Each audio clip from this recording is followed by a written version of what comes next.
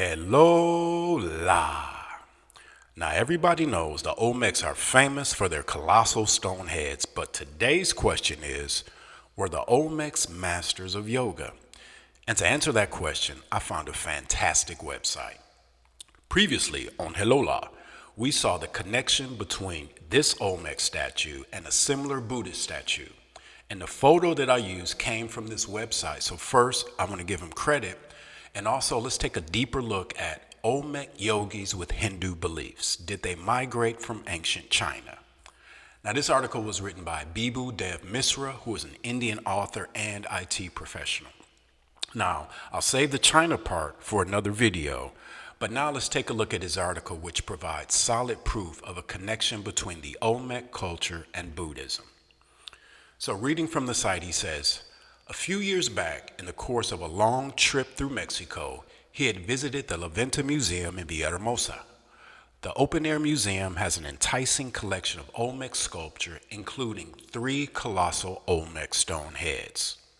While the giant Olmec stone heads are certainly the most eye-catching objects on display, what caught his attention was a stone sculpture of an Olmec man seated in cross-legged posture.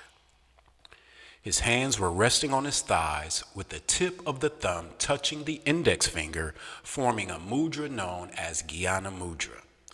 This is a simple yogic posture called Sukhasana, which is primarily meant for meditation. The earliest archaeological evidence for yoga is in the Indus Valley, while in Mexico the time frame for the Olmecs starts around 1200 BC. In regards to the strange poses found in Olmec art, academics tend to interpret these Olmec figurines as shamans taking postures reflecting the agility of jaguars, but that's not the case at all. The figurines depict well-defined yoga poses, but to be fair to academics, their description is basically describing a yoga pose without using the word yoga, since many poses are modeled after animals. In addition to yoga asanas, the Olmecs also appear to have been familiar with specific hand gestures called yoga mudras, which aid in healing the body and in meditation.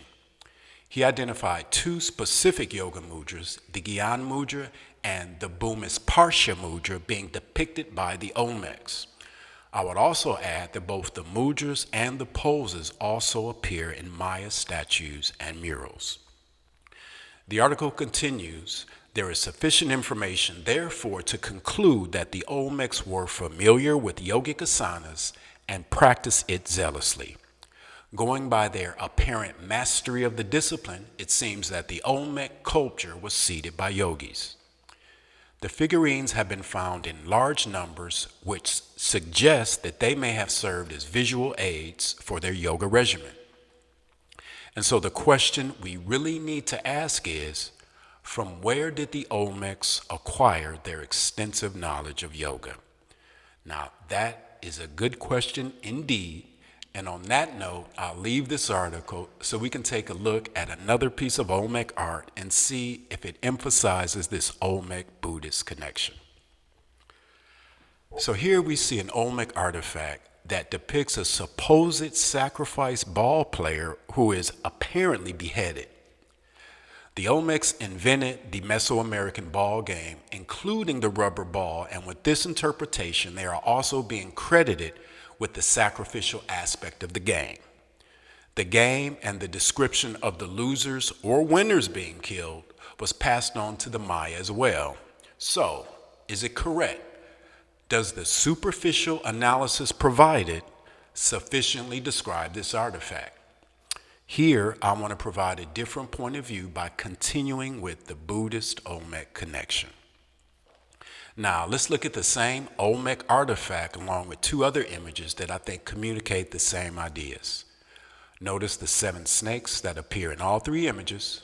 I suggest they represent the Kundalini energy, which is a coiled serpent that has risen through the 7 chakras in a process that produces enlightenment.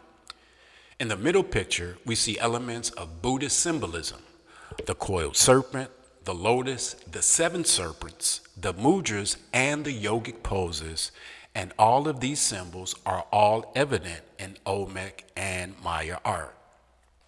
Finally, the Olmec image seems to be a less refined version of the idea, which is not the death of the person, but instead the death of ego and the achievement of enlightenment.